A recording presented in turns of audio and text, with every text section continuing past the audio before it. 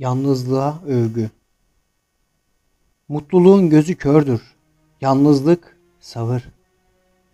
Ondandır biri tökezleyerek yürür, öbürü uykusunda bile bağırır.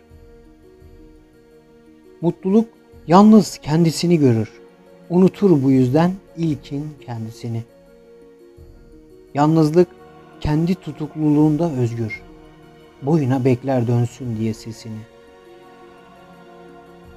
Mutluluk alışır kendisine, ölümden beter. Borçsuzluğuyla övünür ama kendisi doğuramaz. Yalnızlığın gidecek bir yeri yoktur. Boyuna kapısına döner, açan olmaz.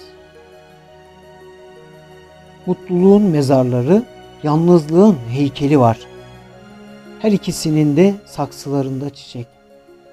Biri hep başka bir renkle solar, öbürü ise ha açtı, ha açmayacak.